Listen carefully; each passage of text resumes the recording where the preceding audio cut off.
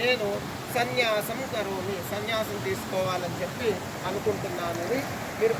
ఇది మనకి పితృదేవత తర్పణ కార్యక్రమం అన్నమాట. అట్లానే ఇప్పుడు మనం వ్యాసాశ్రమ సాంప్రదాయం తీసుకున్నాం అనుకోండి, ఇది గిరినామ సాంప్రదాయం, అది సరస్వతి సాంప్రదాయం, ఇది గిరినామ సాంప్రదాయం అన్నమాట. బయట వచ్చాను.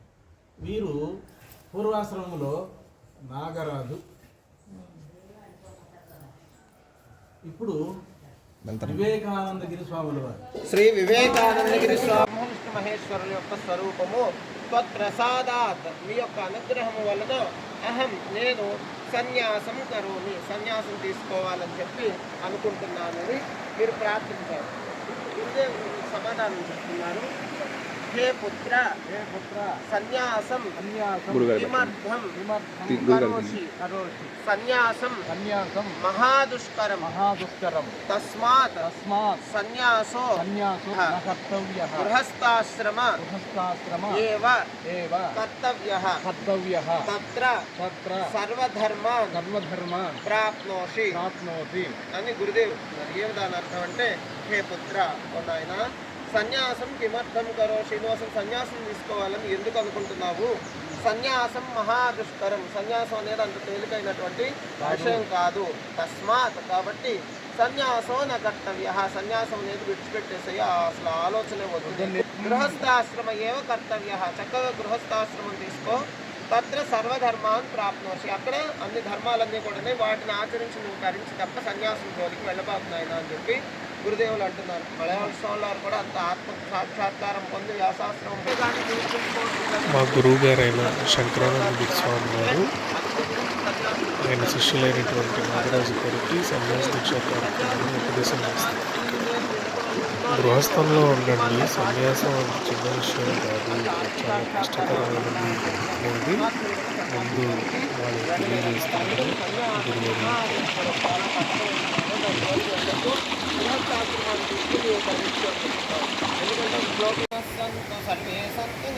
సర్వే భద్రాణి పశ్యంతు మా కశ్చిత్ దుఃఖమాప్నుయాత్.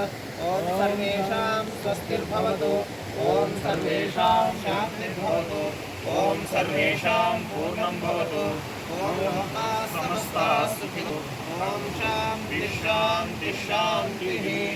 శంభో శివ శివ శివ శివ శివ శివ, శంభో శివ శివ శివ శివ శివ శివ, శంభో శివ శివ శివ శివ శివ శివ. నారాయణ నారాయణ నారాయణ, హరి ఓం. చెప్పండి. దైవమతము ప్రతిష్ఠితమగునుగాక, దైవమతము ప్రతిష్ఠితమగునుగాక, కరుణామతము వృద్ధి నందునుగాక, వృద్ధి నందునుగాక, శాంతి మతము స్థాపితమగునుగాక, శాంతి మతము స్థాపితమగునుగాక, సత్యమతము స్థిర ప్రతిష్ఠ నందునుగాక, సత్యమతము స్థిర ప్రతిష్ఠ నందునుగాక, ధర్మమతము ఉద్ధరింపబడునుగాక, ధర్మమతము ఉద్ధరించబడునుగాక, ఋషిమతము వర్ధిల్లునుగాక, ఋషిమతము వర్ధిల్లునుగాక, స్వాతంత్ర్యమతము జయించునుగాక, స్వాతంత్ర్యమతము జయించునుగాక, జ్ఞానమతము వ్యాపకమగునుగాక, జ్ఞానమతము వ్యాపకమగునుగాక. ఎనిమిదిటిని అష్టజయ గీతికలు అంటారండి. మలయాళ స్వామి మచిలీపట్నంలో అన్నపూర్ణాశ్రమం ఒక ఆశ్రమం ఉంది. అక్కడికి వెళ్ళి కొద్ది రోజులు ఉన్నప్పుడు వారు ధ్యానం చేసుకుని కళ్ళు తెరవగానే కూడా వారు మాతః సన్యాసం ఇచ్చామి దేహి అనుజ్ఞా శుభాంధినే సన్యాసాత్ ఏవ నిర్వాణం ఇది వేదాంత నిశ్చయః అని యొక్క తల్లిగారిని భార్య గారిని ప్రార్థించారు. దాని అర్థం ఏంటంటే, మాతః సన్యాసం ఇచ్చాలి, నేను సన్యాసం తీసుకోవాలని కోరుతా ఉంది. దేహి అనుజ్ఞాం శుభాంధినే, ఈ యొక్క శుభప్రదమైనటువంటి చేయడానికి దేహి అనుజ్ఞ మీ యొక్క ఆజ్ఞ అవసరం దేహి ఆజ్ఞాపించండి. సన్యాసాదేవ నిర్వాణ ద్వారానే మోక్షం పొందుతామని ఇది వేదాంత నిశ్చయ, వేదాంతం నిశ్చయగా మోగించి చెప్తుంది. కాబట్టి ఆ మోక్షాన్ని పొందాలంటే మీరు సన్యాసం తీసుకోవాలంటే మీ యొక్క ఆజ్ఞ కావాలి, ఆజ్ఞాపించండి అని మీరు వారిని ప్రార్థించాలి. ఇప్పుడు మీరు చెప్పండి.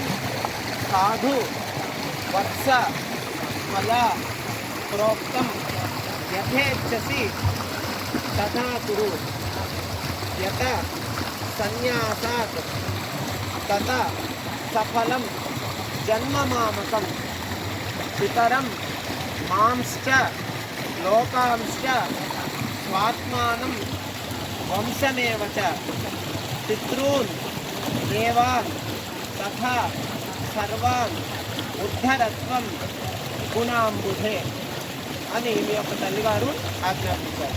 ఏమిటంటే సాధు నాయన వత్స బిడ్డ త్వయా ప్రోక్తం నీవు అన్నావు కదా యథేచ్ఛ. ఇప్పుడు మళ్ళీ గురుదేవులు చెప్తున్నారు.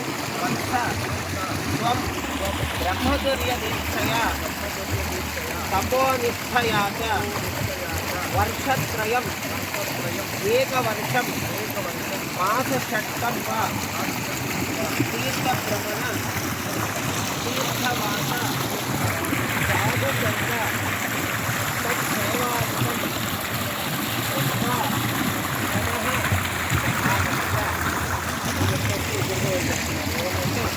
యథా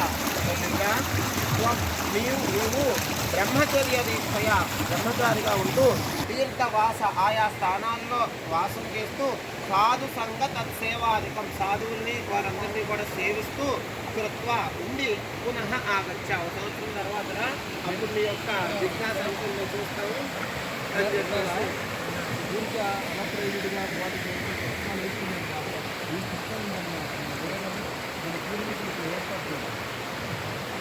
ఎందుకంటే ఇప్పుడు బిజినెస్గా ఉంటుంది అనమాట. వెళ్తాము అక్కడంతా ప్రాంతాలు తిరిగేటప్పుడు ఆహారం పడుకో ఏదో జ్వరం వచ్చా మన ఒంట్లో బాగోకపోతే ఏంటి నన్ను చూసేవాడు ఎవడని చెప్పేసి మనసు మారిపోయి ఇదంతా వద్దు మళ్ళీ వెళ్ళిపోదాం అనిపిస్తుంది. సంవత్సరం వరకు కూడా అట్లా నిలుచున్నామంటే అప్పుడు గురుదేవులు అవతరిస్తారు. సాద్గుణ్యార్థం ప్రాచ్యాంగ గోదానం కరిష్యే. గురుగారు చెప్పినటువంటి ప్రాయశ్చిత్త కర్మల్లో ప్రాచ్యాంగం ముందుగా నేను గోదానాన్ని చేస్తున్నాను అని చెప్పి చెప్తున్నాను. యజ్ఞ సాధన భూతాయ విశ్వస్యాఘ ప్రణాసిని విశ్వరూప ధరోదేవః ప్రియత మనయాగవ గవాం అంగేషు తిష్టంతి భువనాని చతుర్దశ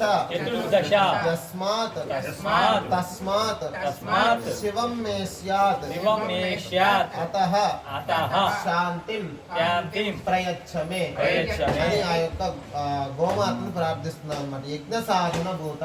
ఒక యజ్ఞం చేయాలంటే ప్రథమంగా ఉండాల్సింది మనకి ఆ గోఘృతం ఉంటేనే కదా. కాబట్టి యజ్ఞం జరుగుతుందంటే నీవే కారణము. విశ్వస్యాఘ ప్రణాసిని. విశ్వంలో ఉన్నటువంటి వారందరి యొక్క పాపాలు తొలగిపోవాలంటే కూడా నశింపజేసేటటువంటి దానా. విశ్వరూప ధరోదేవ. విశ్వమంతా నీలోనే ఉంది. గవాం అంగేషు తిష్టంతి. ఆ యొక్క అవయవాల్లోనే చతుర్దశ భువనాన్ని 14 లోకాలు 33 కోట్ల దేవతలందరూ కూడా నీలోనే ఉన్నారమ్మా. అటువంటి నీ స్వరూపం అంత గొప్పది. నీకు నమస్కరిస్తున్నానని ఆ గోమాతకు నమస్కారం చేసుకోండి.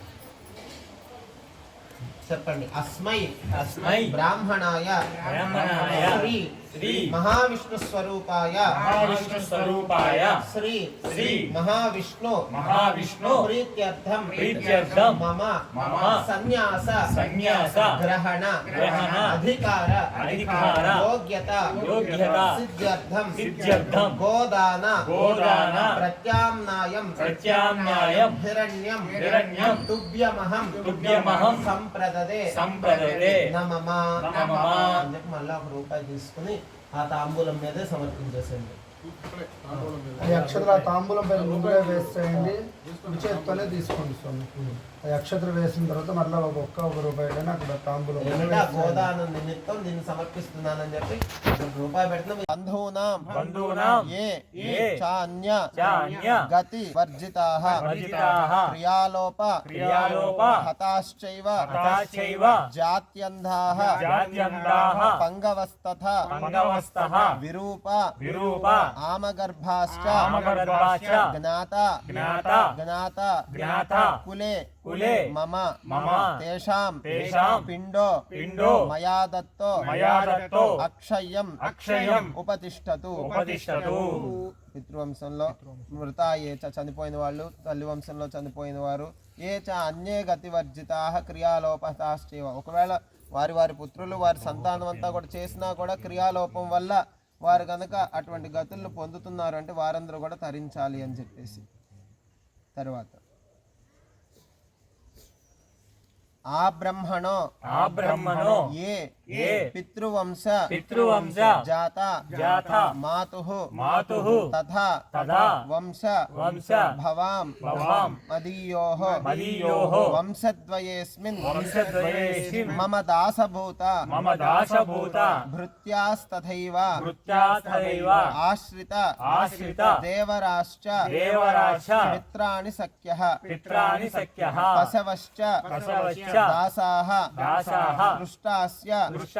దృష్టాశ్చ కృతోపకారాః జన్మాంతరేయే మమ సంగతాశ్చ తేభ్యః సదా పిండమహం దదామి.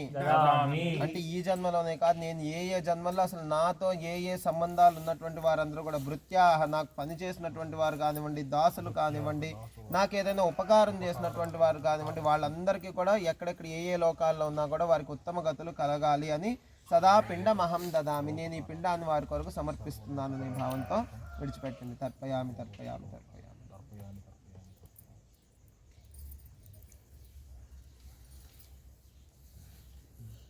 ఇంకా 4-5 మిగులుతాయి. మీకు బాగా ఇష్టమైనటువంటి వాళ్ళు ఎవరైనా ఉంటే, మిత్రులు, మీ గురువులు, ఎవరైతే వారు. లేదు, మీరు ఇంకొక సంకల్పం మహర్షి మలయాళ స్వామి కూడా చెప్పినారు, ఏ జీవులకు జరగకుండా వాటన్నిటికీ మంచి జరిగేది పెట్టుకోండి.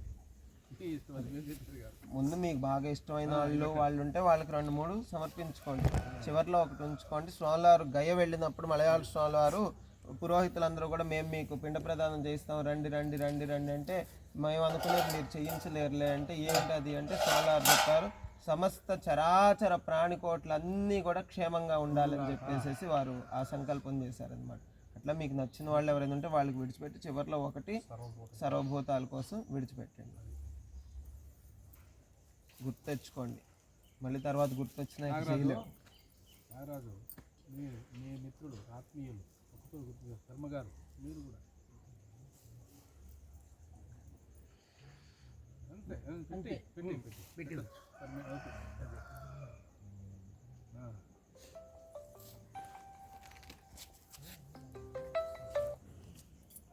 అమ్మా అట్లాగేనమ్మా. అమ్మ నేను ఒక 10 నిమిషాల్లో చేస్తాను.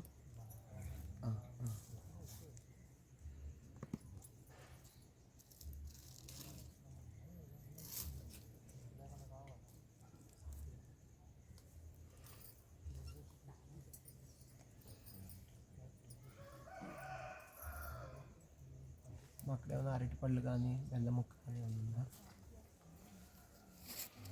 బెల్లం ముక్క ఉందా?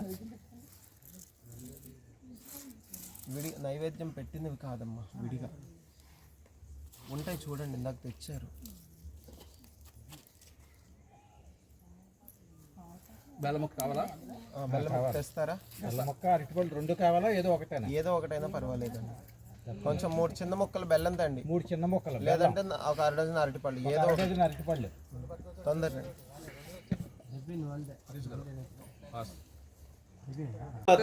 చంద్రశేఖరేంద్ర సరస్వతి, జయేంద్ర సరస్వతి, ఆ సరస్వతి సాంప్రదాయం అనేది ఒకటి. అట్లానే ఇప్పుడు మనం వ్యాసాశ్రమ సాంప్రదాయం తీసుకున్నాం అనుకోండి, ఇది గిరినామ సాంప్రదాయం, అది సరస్వతి సాంప్రదాయం, ఇది గిరినామ సాంప్రదాయం అనమాట.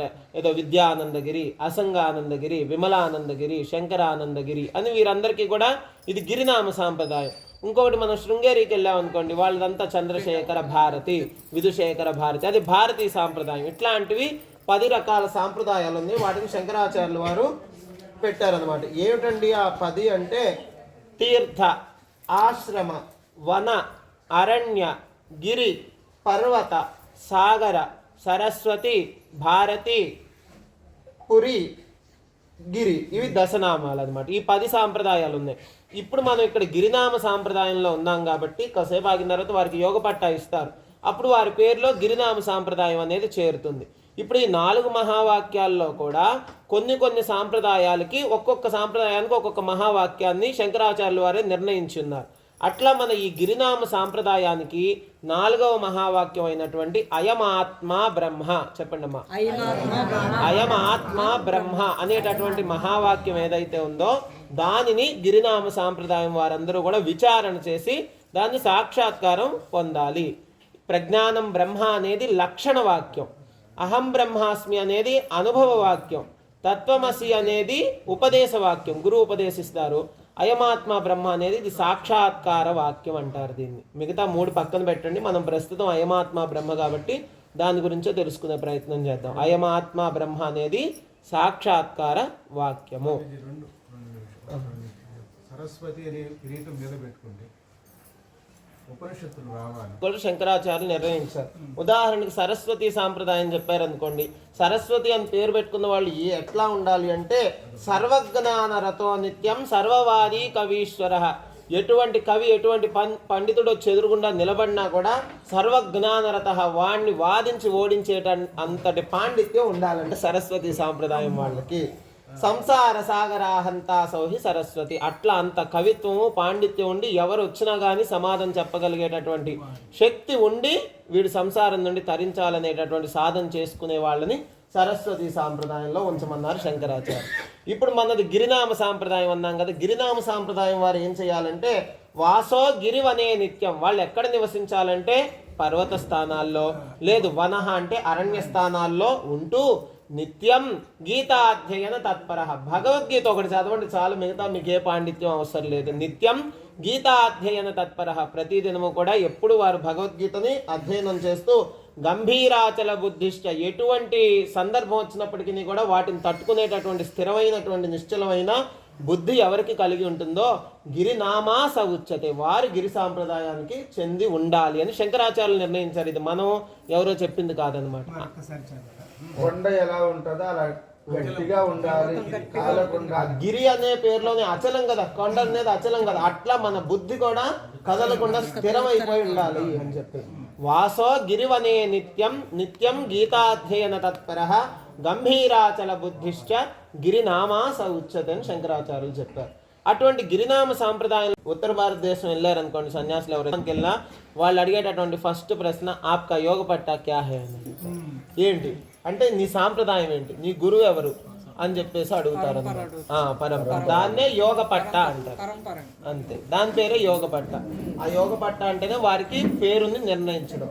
అట్లా వారికి ఏ ఏ పేర్లు నిర్ణయించారో గురుదేవులు చెప్తారమ్మా. అందరూ నిశ్శబ్దంగా ఉండి వినండి.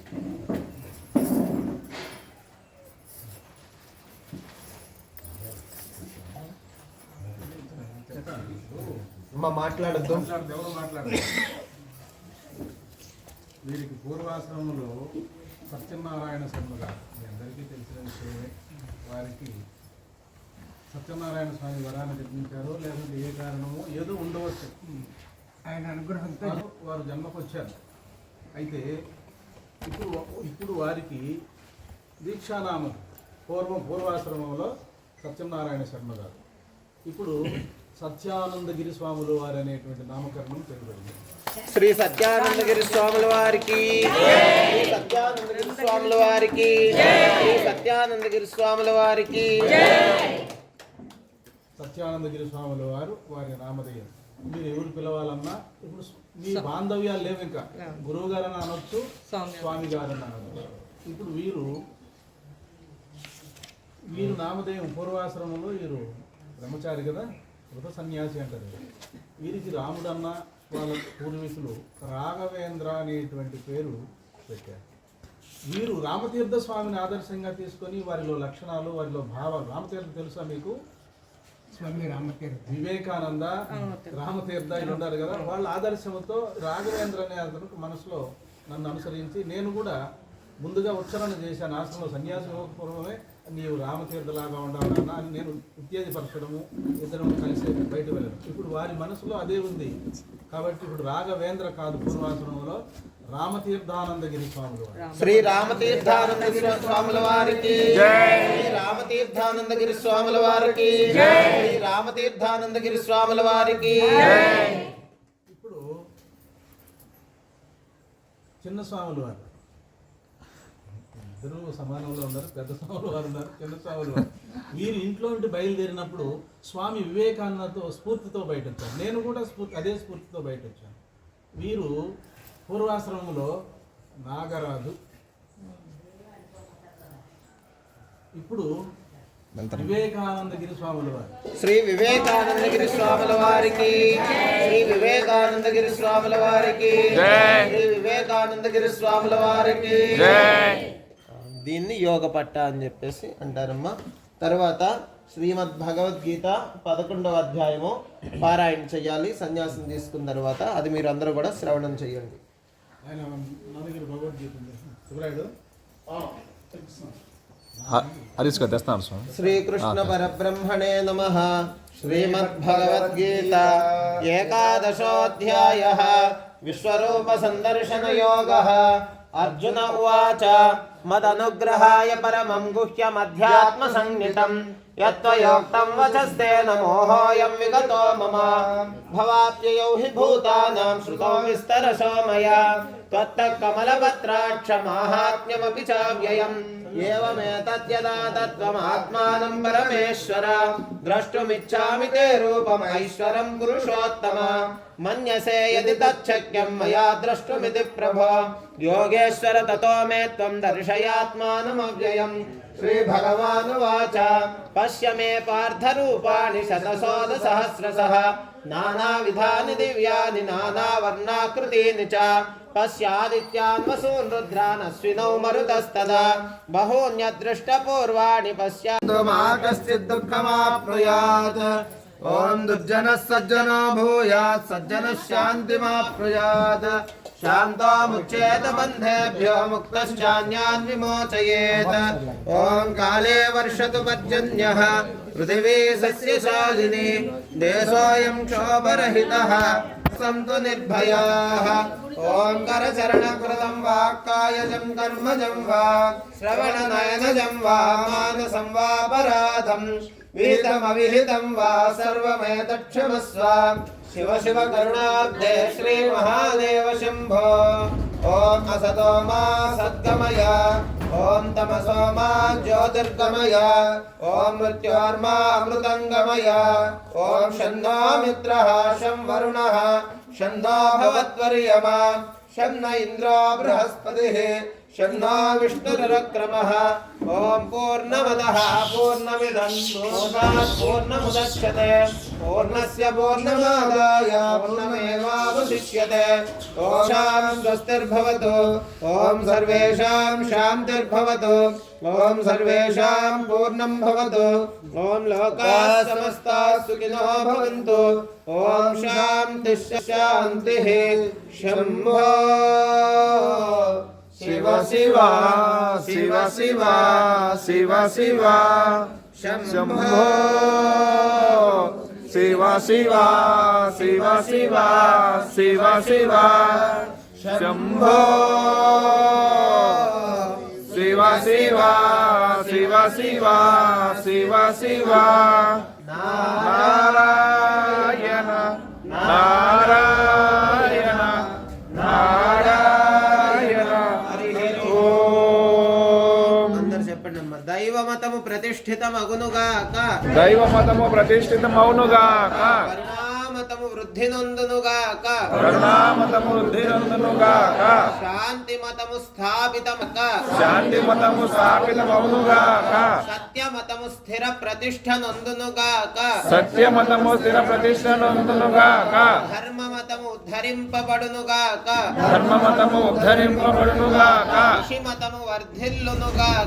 ఋషిమతము వర్ధిల్లునుగాక స్వాతంత్ర్యమతము జయించునుగాక జ్ఞానమతము వ్యాపకమగునుగాక మహర్షి సద్గురు శ్రీ శ్రీ శ్రీ మలయాళ స్వాముల వారి దివ్య చరణారవిందములకు సద్గురు శ్రీ శ్రీ శ్రీ శంకరానందగిరి స్వాముల వారి దివ్య పాద పద్మములకు పూజ్య శ్రీ శ్రీ శ్రీ సత్యానందగిరి స్వాముల వారి దివ్య పాద పద్మములకు పూజ్య శ్రీ శ్రీ శ్రీ రామతీర్థానందగిరి స్వాముల వారి చరణ సరోజములకు పూజ్య శ్రీ శ్రీ శ్రీ వివేకానందగిరి స్వాముల వారి పాద కమలములకు క్షేత్రాధిష్టాన దేవత కాశీ విశ్వనాథునకు జగజ్జనని అన్నపూర్ణేశ్వరికి సమస్త దేవతలకు సమస్త చరాచరములకు భక్తులందరికీ అందరి గురుస్వాముల పాద కమలములకు లక్ష్మీ నరసింహ గారికి లక్ష్మీ నరసింహ గారికి లక్ష్మీ నరసింహ గారికి కరుణానిధే గోవింద జై సర్వలోక శరణ్య గోవింద జై జ్ఞాన స్వరూప గోవింద వారు అక్కడ కూర్చో మలయాళ స్వాములు వారు వారి యొక్క 18వ ఏట ఇల్లు వదిలేసి బయటకు వచ్చారండి. వచ్చిన తర్వాత వచ్చేటప్పుడు వారు 2 నియమాలు పెట్టుకున్నారు. ఏమిటంటే ముందుకు పెట్టినటువంటి అడుగు వెనక్కి పెట్టకూడదు ఒకటి. రెండో, ఎప్పుడు కూడా జీవితాంతం కూడా మన చెయ్యి ఒకరి చెయ్యి కిందకి వెళ్ళకూడదు అని చెప్పి 2 నియమాలు పెట్టుకున్నారు. సరే, స్వామివారు సన్యాసం తీసుకునే నాటికి స్వామివారి యొక్క వయస్సు 51 సంవత్సరాలు. 51 సంవత్సరాల వయసులో సన్యాసం తీసుకున్నారు. 18వ ఏట ఇంటి నుండి బయటకు వచ్చేస్తే అప్పుడు ఈ సన్యాస దీక్షా క్రతువు కూడా ఇట్లానే 3 రోజులు జరిగింది. అప్పుడు కాశీ నుంచి వచ్చారనమాట శంకరానందగిరి స్వామివారు అని చెప్పి మలయాళ స్వామివారికి సన్యాసం ఇవ్వడానికి వచ్చారు. ఈ 3 రోజులు అయిపోయిన తర్వాత ఇప్పుడు మనం అనుకున్న విధంగా భిక్షాటన ఉంది కదా, భిక్షాటనకు వెళ్ళాలి. అప్పుడు ఆశ్రమంలో ఉన్నటువంటి అమ్మగారులందరూ అనుకున్నారు, గురుదేవులు నియమం పెట్టుకున్నారు కదా, జీవితాంతం ఒకరి చెయ్యి కిందకి వారి చెయ్యి వెళ్ళకూడదని. ఇప్పుడు భిక్షకు వస్తారు. భిక్షకు వచ్చినప్పుడు ఇచ్చేవాడి చెయ్యి పైన ఉంటుంది కదా, మరి ఇప్పుడు ఎట్లా? మనందరం అట్లా వేస్తే గురుదేవుల చేతి పైన మన చెయ్యి ఉండడమా, అది ఎంత తప్పు అనేది ఒకటి. నియమం పాడైపోయింది కదా, ఏం చెయ్యాలి ఇప్పుడు అని చెప్పి వారందరూ ఆలోచించి అమ్మగారులందరూ ఎట్లా అంటే, సరే వాళ్ళందరిలో ఒక అమ్మగారు అన్నారు, ఆ భిక్షాటనకు వెళ్ళేటప్పుడు జోలు కట్టుకుని వెళ్తారు కదండి, ఇట్లా ఈ వస్త్రం ఉందనుకోండి, ఇట్లా జోలు కట్టుకుంటారు కదా, కట్టుకుని ఇట్లా భుజం మీద ఇట్లా పట్టుకున్నప్పుడు ఆ జోల్లో నుంచి వేయాలి. స్వామివారి దగ్గరికి వెళ్ళి అన్నారు, స్వామి మీరు భిక్షాటనకు వస్తే మేము మీకు భిక్ష సమర్పించాలంటే ఒక రూల్ పెడతాం, అందుకు ఇష్టం అయితేనే మేము సమర్పిస్తాం. అంటే ఏంటో చెప్పండి అన్నారు. మీరు ఇంట్లో నుంచి బయటకు వచ్చినప్పుడు అనుకున్నారు ఒకరి చెయ్యి కింద మీ చెయ్యి ఎప్పుడు వెళ్ళకూడదు. మీరు జోలు పట్టుకుని వచ్చినప్పుడు ఇట్లా కింద పట్టుకోవద్దు, మీరు ఇట్లా పైన పట్టుకోండి, మా చేతులు మీ చేతి కింద నుంచే ఉండాలి తప్ప అట్లా ఉండకూడదు అని చెప్పేసి ఆ భిక్షాటన సమయంలో మలయాళ స్వామివారికి అట్లా జరిగింది. ఆ విశేషం ఈ సందర్భానుసారంగా తెలియజేయడం జరిగింది. ఆ భిక్షాటన కార్యక్రమంగా పుష్పాలు తీసుకొని అమ్మగారికి సమర్పించండి. మా వస్త్రాలు వస్త్రాలు దక్షిణలు ఏవైనా కూడా వస్త్రాలు దక్షిణలు జోల్లోకి జోల్లో వేసేసాను. లక్ష్మి గారు ఎవరొకరు రా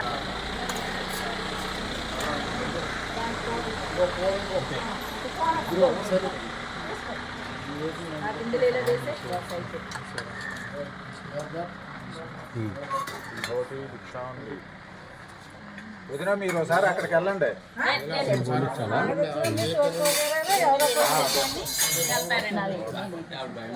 పక్కన వేస్తాను అందులోనే. శివార్పణం శివార్పణం శివార్పణం. రైట్.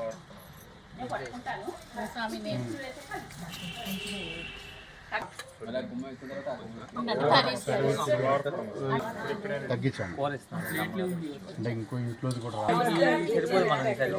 అదే స్వామి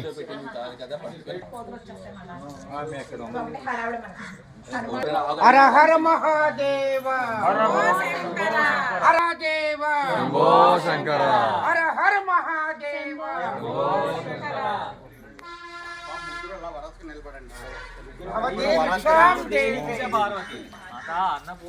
అన్నపూర్ణేశ్వరి భవతి భిక్షాం దేహి.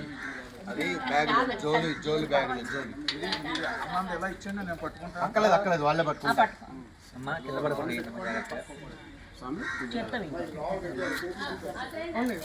మూడు జోలు వేయండి అమ్మా, మూడు వేయండి.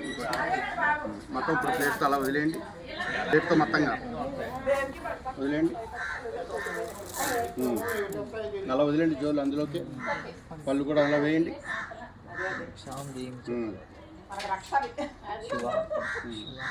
జోలు తెచ్చుకోకపోతే ఏంటి పరిస్థితి స్వామి? అమ్మాయి ఎక్కువ కాకుండా కొద్ది కొద్దిగా ఒక దాంట్లో అలా చద్దండి. ఆ వైట్ రైస్ మీద మాత్రమే అలా కొద్ది కొద్దిగా వేయండి, వేయండి. హర హర మహాదేవ శంభో శంకర ఆశ్రమానికి వెళ్ళిపోవడం. హర హర మహాదేవ హర హర మహాదేవ శంకర హర హర మహాదేవ శంకర హర హర మహాదేవ శంకర హర హర మహాదేవ శంకర హర హర మహాదేవ శంకర హర హర మహాదేవ శంకర హర హర మహాదేవ శంకర హర హర ఓం నమో నారాయణాయ ఓం నమో నారాయణాయ ఓం నమో నారాయణాయ శ్రీరామ జయ రామ జయ జయ రామ శ్రీరామ జయ రామ జయ జయ శ్రీరామ జయ రామ జయ జయ రామ శ్రీరామ జయ రామ జయ జయ రామ రామ శ్రీరామ జయ రామ జయ జయ రామ శ్రీరామ జయ రామ జయ జయ రామ సహస్రనామ తత్తుల్యం రామనామ వరాననే